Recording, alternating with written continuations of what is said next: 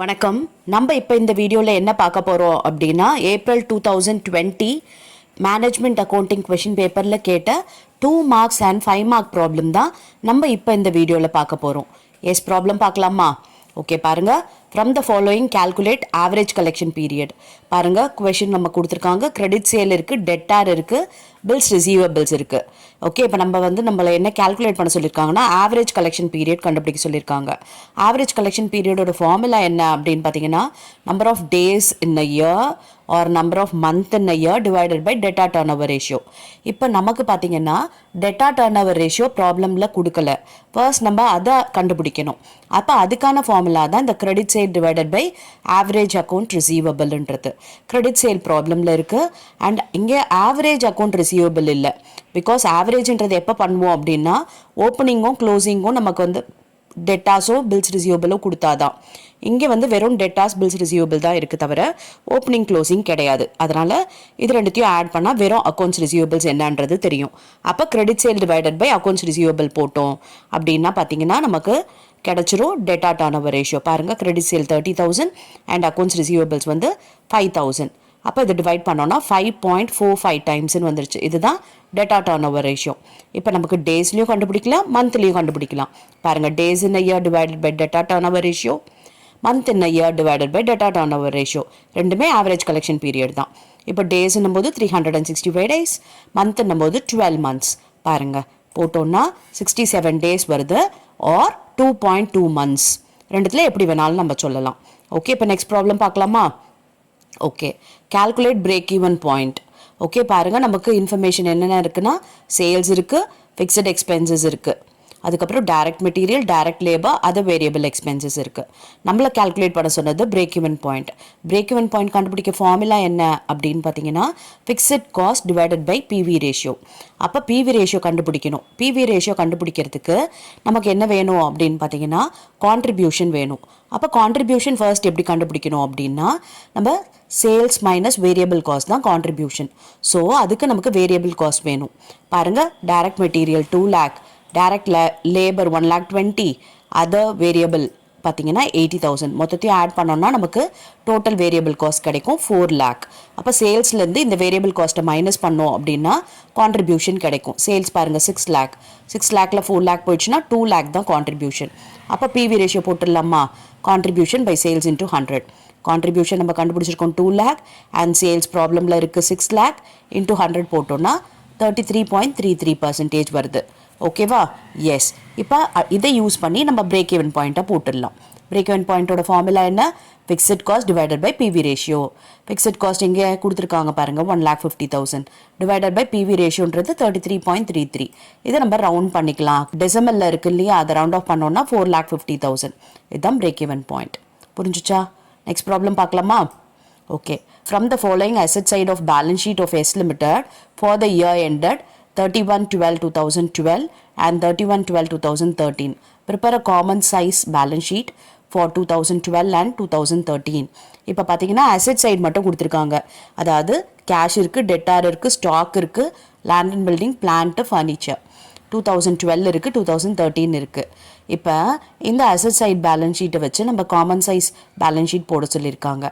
அப்போ common size அப்படின்னும் போது அசெட்டோட டோட்டலை தான் நம்ம எடுத்து அதுக்கு எவ்வளோ பர்சன்டேஜ் மற்ற அசெட்டெல்லாம் அப்படின்றத கண்டுபிடிக்கணும். இப்போ நம்ம இந்த அசெட்டை 2 விதமாக பிரிச்சுக்கலாம். கரண்ட் அசெட், ஃபிக்ஸட் அசெட்னு சொல்லிட்டு. இப்போ கேஷ்ன்றது கரண்ட் அசெட், டெட்டாஸ்ன்றது கரண்ட் அசெட், ஸ்டாக்ன்றது current asset. Okay, land and பில்டிங்ன்றது ஃபிக்ஸட் அசெட், பிளான்ட்ன்றது ஃபிக்ஸட் அசெட், ஃபர்னிச்சரும் ஃபிக்ஸட் அசெட். ஓகே, இப்போ பாருங்கள், முதல்ல கரண்ட் அசெட்ஸ் எல்லாம் எழுதியாச்சு. அதோட டோட்டல் 500. அது மாதிரி 2013க்கும் கரண்ட் அசெட்லாம் எழுதியாச்சு. இப்போ நம்ம ஃபிக்ஸட் அசெட் எல்லாம் எழுதிக்கலாம். பாருங்கள், ஃபிக்ஸட் அசெட்டோட டோட்டல் 800 அண்ட் 2013க்கு 780. இப்போ நமக்கு டோட்டல் அசெட்டோட டோட்டல் வேணும். ஓகே, இது கரண்ட் அசெட், ஃபிக்ஸட் அசெட் இல்லையா? ஆனால் நமக்கு டோட்டல் அசெட் எவ்வளவு அப்படின்னு பார்த்தீங்கன்னா 1,300, 1,520. இப்போ நம்ம காமன் சைஸ் அப்படின்றதுனால அசெட்டோட டோட்டல் வச்சு இந்த கேஷ் எவ்வளோ பர்சன்டேஜ் அப்படின்றத கண்டுபிடிக்கணும்.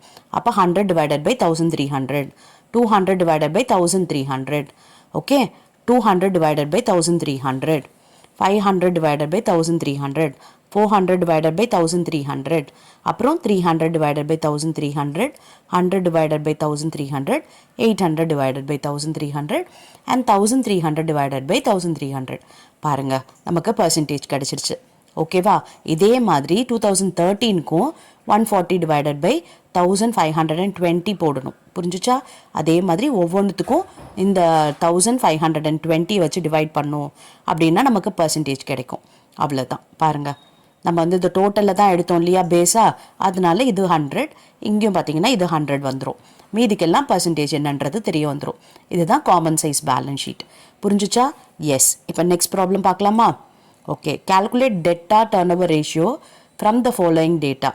டோட்டல் சேல்ஸ் இருக்குது, கேஷ் சேல்ஸ் இருக்குது, டெட்டாஸோட ஓப்பனிங் இருக்குது, டெட்டாஸ் க்ளோசிங் இருக்குது, bills receivable opening, bills receivable closing. இப்போ நம்மளை கால்குலேட் பண்ண சொல்கிறது டெட்டா டர்ன் ஓவர் ரேஷியோ.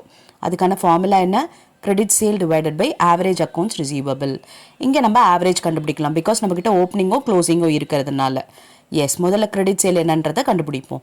அதுக்கு ஃபார்முலா பாருங்கள். டெட்டா டர்ன் ஓவர் ரேஷியோக்கு credit sale divided by average accounts receivable. Credit sale பாருங்கள், total sales minus cash sales. Okay, நம்மக்கிட்ட என்ன இருக்குது? டோட்டல் சேல்ஸ் 1 lakh இருக்கா, கேஷ் சேல்ஸ் 20,000. அப்போ அது ரெண்டுத்தையும் மைனஸ் பண்ணால் கிரெடிட் சேல் 80,000 கிடைச்சிருச்சு. இப்போ அடுத்து ஆவரேஜ் அக்கௌண்ட்ஸ் ரிசீவபிள் கண்டுபிடிக்கணும். அப்போ நம்ம என்ன பண்ணலாம்? Opening of debtor plus closing of debtor, bills receivable opening, closing bills receivables, இதை ஆட் பண்ணி ஆவரேஜ் பண்ண வேண்டியது தான். பாருங்கள். ஓகே, ஓப்பனிங் டெட்டாஸோட ஓப்பனிங் பில்ஸ் ரிசீவபிள், க்ளோசிங் டெட்டாஸோட க்ளோசிங் பில்ஸ் ரிசீவபிள் ஆட் பண்ணிவிட்டு டிவைடட் பை 2 போட்டோன்னா நமக்கு என்ன கிடைக்குது பாருங்கள், 22,500 வருது. இதுதான் ஆவரேஜ் அக்கௌண்ட்ஸ் ரிசீவபிள். இப்போ நம்மக்கிட்ட கிரெடிட் சேல் இருக்குது 80,000 அண்ட் ஆவரேஜ் அக்கௌண்ட்ஸ் ரிசீவபிள் இருக்குது 22,500. டிவைட் பண்ணோன்னா பாருங்கள் எவ்வளோ வருதுன்ட்டு, 3.56 டைம்ஸ். இதுதான் debtor turnover ratio. Okay, ஈஸியான ப்ராப்ளம் இல்லையா? 5 மார்க்கில் கேட்டிருக்காங்க. எஸ், இப்போ நெக்ஸ்ட் ப்ராப்ளம் பார்க்கலாமா? Okay. Determine the sale value of closing stock from the following details. Sales இருக்குது, க்ராஸ் ப்ராஃபிட் ரேஷியோ 10% ஆன் சேல்னு சொல்லிட்டாங்க, ஸ்டாக் வெலாசிட்டி 4 times கொடுத்துருக்காங்க. Okay, closing stock was 10,000 in excess of opening stock. Okay, இப்போ பாருங்கள், நம்மளை வந்து என்ன கால்குலேட் பண்ண சொல்லியிருக்காங்கன்னா க்ளோசிங் ஸ்டாக்கோட வேல்யூ கண்டுபிடிக்க சொல்லியிருக்காங்க. நமக்கு இங்கே கொடுத்துருக்க க்ளூ என்னென்னா, க்ளோசிங் ஸ்டாக் வந்து ஓப்பனிங் ஸ்டாக்கை விட 10,000 ஜாஸ்தின்னு சொல்லியிருக்காங்க. ஓகே, நம்ம இப்போ முதல்ல அப்போ ஸ்டாக் எவ்வளவு அப்படின்றத கண்டுபிடிக்கணும். இங்கே ஸ்டாக்கை நம்ம எப்படி கண்டுபிடிக்க முடியும் அப்படின்னா, இந்த ஸ்டாக் வெலாசிட்டியை வச்சு நம்ம கண்டுபிடிக்கலாம். ஸ்டாக் வெலாசிட்டின்றது என்னென்னா, இங்கே ஸ்டாக் டர்ன் ஓவர் ரேஷியோ தான். ஓகே, ஸ்டாக் டர்ன் ஓவர் ரேஷியோவோட ஃபார்முலா என்னென்னா, cost of sales divided by average stock. Okay, அதோட இது கொடுத்துருக்காங்க 4 timesன்னு சொல்லிட்டாங்க. அப்போ இதை யூஸ் பண்ணி தான் நம்ம கண்டுபிடிக்க போகிறோம். இப்போ நம்ம காஸ்ட் ஆஃப் சேல்ஸ் ஃபர்ஸ்ட் கண்டுபிடிக்கணும். ஓகே, இங்கே சேல்ஸ் பாருங்கள் 4 lakh, கிராஸ் ப்ராஃபிட் பார்த்தீங்கன்னா 10% ஆன் சேல்ஸ்ன்ட்டாங்க. அப்போ இந்த 4 lakhல 10% தான் கிராஸ் ப்ராஃபிட். அப்போ எவ்வளவு? 40,000 கிராஸ் ப்ராஃபிட். அப்போ இந்த சேல்ஸையும் கிராஸ் ப்ராஃபிட்டையும் மைனஸ் பண்ணால் காஸ்ட் ஆஃப் சேல்ஸ் கிடைச்சிரும். பாருங்கள், கிராஸ் ப்ராஃபிட் 40,000, அப்போ சேல்ஸ்லேருந்து கிராஸ் ப்ராஃபிட் போயிடுச்சுன்னா 3,60,000. இதுதான் காஸ்ட் ஆஃப் சேல்ஸ். அப்போ நம்ம ஸ்டாக் வெலாசிட்டியோட ஃபார்முலா எழுதிக்கலாமா? பாருங்கள், cost of sales divided by average stock. இப்போ ரேஷியோ தெரியும் 4ன்றது, காஸ்ட் ஆஃப் சேல்ஸ் தெரியும் 3,60,000. அப்போ ஆவரேஜ் ஸ்டாக் கிராஸ் மல்டிப்ளை பண்ணுறது மூலமாக கண்டுபிடிக்கலாம் இல்லையா? அப்போ 3,60,000 டிவைடட் பை 4 போட்டோன்னா நமக்கு ஆவரேஜ் ஸ்டாக் கிடைக்கும் 90,000. ஆவரேஜ் ஸ்டாக்குன்றது என்னது? ஓப்பனிங்கும் க்ளோசிங்கும் ஆட் பண்ணிவிட்டு டிவைடட் பை 2 தான் வந்து ஆவரேஜ். அப்போ நம்ம டோட்டல் ஸ்டாக் கண்டுபிடிச்சிடலாமா? இந்த 90,000 into 2 போட்டோன்னா டோட்டல் ஸ்டாக் கிடைக்கும். இப்போ இந்த டோட்டல் ஸ்டாக்கை வச்சு நம்ம வந்து ஓப்பனிங் ஸ்டாக்கை கண்டுபிடிக்கலாம். அதுக்கப்புறம் நம்ம க்ளோசிங் ஸ்டாக்கை கண்டுபிடிச்சிடலாம். ஓகே, இந்த டோட்டல் ஸ்டாக்கில் ஓப்பனிங்கும் க்ளோசிங்கும் சேர்ந்து இருக்கிறது தான் டோட்டல் ஸ்டாக் இல்லையா? அப்போ ஓப்பனிங்கை விட க்ளோசிங் 10,000 ஜாஸ்தின்னு சொன்னாங்க. அப்போ எது மாதிரி வச்சு நம்ம கண்டுபிடிக்கலாம்னா பாருங்கள், total stock minus excess of closing stock divided by 2 போட்டோன்னா கிடைக்கிறது ஓப்பனிங் ஸ்டாக். டோட்டல் ஸ்டாக் எவ்வளவு? 1,80,000. அதில் எக்ஸஸ் ஆஃப் க்ளோசிங் ஸ்டாக்ன்றது எவ்வளோ சொல்லிட்டாங்க? 10,000 சொல்லிட்டாங்க. அதை மைனஸ் பண்ணிவிட்டு டிவைடட் பை 2 போட்டோன்னா 85,000 வருது. 85,000ன்றது என்னது? Opening stock. அப்போ க்ளோசிங் ஸ்டாக் எவ்வளவு? இதை விட 10,000 ஜாஸ்தி. எவ்வளவு? 95,000. ஓகேவா? இப்போ இது ரெண்டுத்தையும் ஆட் பண்ணி பாருங்கள், உங்களுக்கு டோட்டல் ஸ்டாக் கிடைச்சிரும். 85 + 95 1,80,000 வருதா? எஸ். இப்போ நீங்கள் அப்படியே இந்த 1,80,000 டிவைடட் பை 2 போட்டு ஓப்பனிங் ஸ்டாக் கண்டுபிடிச்சிங்கன்னா தப்பாக வரும். பிகாஸ் நமக்கு க்ளோசிங் ஸ்டாக் 10,000 ஜாஸ்தின்னு சொல்லியிருக்காங்க. அப்போ அந்த 10,000 எலிமினேட் பண்ணிவிட்டு அந்த பேலன்ஸ் இருக்கிறதுல ஆவரேஜ் பண்ணோன்னா தான் நமக்கு ஓப்பனிங் ஸ்டாக் கரெக்டாக கண்டுபிடிக்க முடியும். ஓகேவா? எஸ். இப்போ நெக்ஸ்ட் ப்ராப்ளம் பார்க்கலாமா? From the following balances, you are required to calculate cash from operation. Okay, இப்போ இருக்க இன்ஃபர்மேஷனை வச்சு நம்ம கேஷ் ஃப்ரம் ஆப்ரேஷன் கண்டுபிடிக்கணும். இப்போ பாருங்கள், டெட்டாஸ் இருக்குது, பில்ஸ் ரிசீவபிள் இருக்குது, கிரெடிட்டார் இருக்குது, bills payables, outstanding expenses, prepaid expenses, accrued income, income received in advance. இப்போ இங்கே கொடுத்துருக்க இன்ஃபர்மேஷனில் எது கரண்ட் அசெட் அண்ட் எது கரண்ட் லயபிலிட்டி அப்படின்னு தெரிஞ்சிச்சுன்னா, இப்போ கரண்ட் அசெட் இன்க்ரீஸ் ஆச்சுன்னா மைனஸ் பண்ணணும், கரண்ட் லயபிலிட்டி இன்க்ரீஸ் ஆச்சுன்னா ஆட் பண்ணணும். அதே மாதிரி கரண்ட் அசெட் டிக்ரீஸ் ஆச்சுன்னா ஆட் பண்ணணும் அண்ட் கரண்ட் லயபிலிட்டி டிக்ரீஸ் ஆச்சுன்னா மைனஸ் பண்ணணும். இவ்வளோதான் சிம்பிள் லாஜிக். இப்போ ப்ராஃபிட் இருக்குது இல்லையா? இந்த ப்ராஃபிட்டில் தான் நம்ம அந்த அடிஷன் எல்லாம் பண்ண போகிறோம். பாருங்கள், நெட் ப்ராஃபிட் எழுதியாச்சு 1,30,000. நமக்கு இந்த non operating expenses, non operating இன்கம்லாம் எதுவும் இல்லை. அதனால ஃபண்ட் ஃப்ரம் ஆப்ரேஷன் அதே 1,30,000 தான். ஓகே, இப்போ இதில் தான் நம்ம ஆட் பண்ண போகிறோம், என்னென்னலாம் ஆட் பண்ண போகிறோம் அண்ட் இதெல்லாம் சப்ராக்ட் பண்ண போகிறோம் அப்படின்றத பார்க்கணும். ஓகே, இப்போ பாருங்கள், டெட்டாஸ் 50,000 இருந்தது 47 நம்ம குறைஞ்சிருக்கு. அப்போ இதை நம்ம ஆட் பண்ணணும். பாருங்கள், decrease in debtors 3,000. Bills receivable பாருங்கள், 10,000 இருந்தது 12,500 அதிகமாகிடுச்சு. அப்போ நம்ம இதை என்ன பண்ணுவோம்? மைனஸ் பண்ணணும். ஓகே, இப்போ கிரெடிட்டார் பாருங்கள், 20 இருந்தது 25 ஆயிருக்கு. அப்போ லயபிலிட்டி இன்க்ரீஸ் ஆயிருக்கு, ஆட் பண்ணணும் 5,000. பாருங்கள், increase in creditor. Bills payable பார்த்தீங்கன்னா 8,000 இருந்தது 6,000 ஆயிடுச்சு. அப்போ குறைஞ்சிருக்கு. ஸோ இதை நம்ம மைனஸ் பண்ணணும். இப்போ பாருங்கள், அவுட்ஸ்டாண்டிங் எக்ஸ்பென்சஸ் 1000 இருந்தது 1,200 இன்க்ரீஸ் ஆயிருக்கு. அதனால நம்ம ஆட் பண்ணுறோம். பாருங்கள், லயபிலிட்டி இன்க்ரீஸ். அப்புறம் ப்ரீபெய்டு எக்ஸ்பென்சஸ்ன்றது அசெட், அசெட் என்ன ஆயிருக்கு? டிக்ரீஸ் ஆயிருக்கு. ஸோ நம்ம ஆட் பண்ணிக்கலாம். ஓகே, எஸ் போட்டாச்சு. அப்புறம் அக்ரூட் இன்கம் பார்த்தீங்கன்னா 600 இருந்தது 750. அக்ரூட் இன்கம்ன்றது அசெட், அசெட் வந்து நமக்கு என்ன ஆயிருக்குன்னா இன்க்ரீஸ் ஆயிருக்கு. அப்போ நம்ம இதை என்ன பண்ணணும்? சப்ராக்ட் பண்ணணும். ஓகே, அப்போ இன்கம் ரிசீவ்டு இன் அட்வான்ஸ்ன்றது லயபிலிட்டி, லயபிலிட்டி டிக்ரீஸ் ஆச்சு அப்படின்னா நம்ம என்ன பண்ணுவோம்?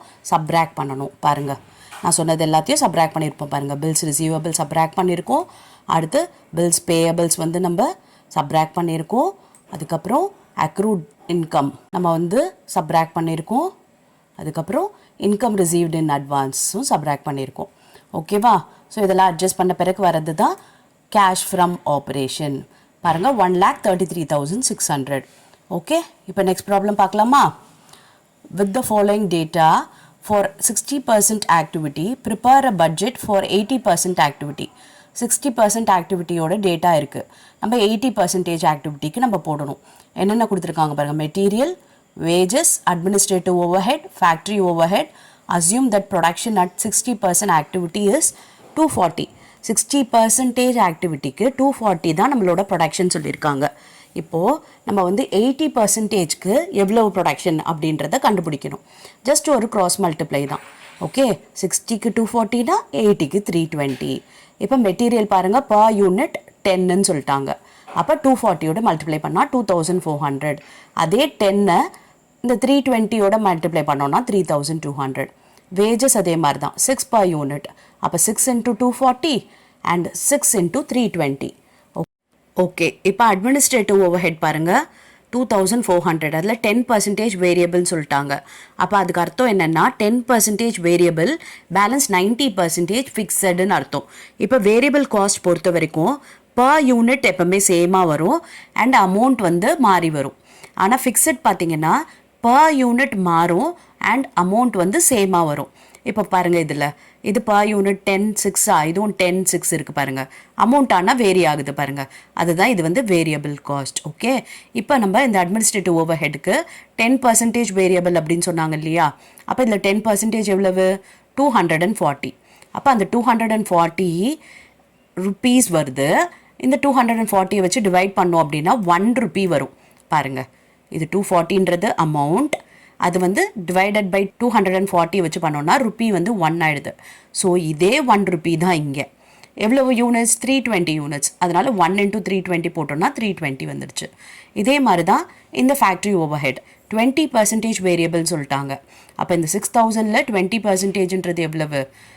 10%ன்னா 600, 20%னா 1,200. அப்போ 1,200ன்றது அமௌண்ட் காலமில் போடணும். யூனிட் காலமில் பார்த்தீங்கன்னா டிவைடட் பை 240 போட்டோன்னா 1200 டிவைடட் பை 240 போட்டோன்னா 5 வருது. அப்போ அதே 5 தான் இங்கேயும். அப்போ 5 இன்ட்டு 320 போட்டிங்கன்னா 1600. ஓகேவா? இப்போ நம்ம ஃபிக்ஸட் காஸ்ட்டு போடலாம். அதாவது இந்த அட்மினிஸ்ட்ரேட்டிவ் ஓவர் ஹெட்டாக இருக்கட்டும், இந்த ஃபேக்ட்ரி ஓவர் ஹெட்டாக இருக்கட்டும், இதில் வந்து 90%, இதில் 80% ஃபிக்ஸட். இப்போ நம்ம என்ன சொன்னோம், 10% இது வேரியபிள்னு சொன்னோம்ல, அப்போ பேலன்ஸ் 90%. 2400ல் 90% கண்டுபிடிச்சோன்னா அதை அமௌண்ட் காலமில் அப்படியே போட்டுடலாம். பாருங்கள், 2160, இதுவும் 2160. ஏன்னா இது ஃபிக்ஸடுன்னும் போது அமௌண்ட் வந்து ஃபிக்ஸடாக இருக்கும், பர் யூனிட் மாறும். ஸோ 2160 டிவைடட் பை 240, இங்கே 2160 டிவைடட் பை 320. அதனால தான் இந்த பர் யூனிட் மாறுது. இப்போ இந்த ஃபேக்ட்ரி ஓவர் ஹெட் 20% வேரியபிள் அப்படின்னா 80% ஃபிக்ஸட்.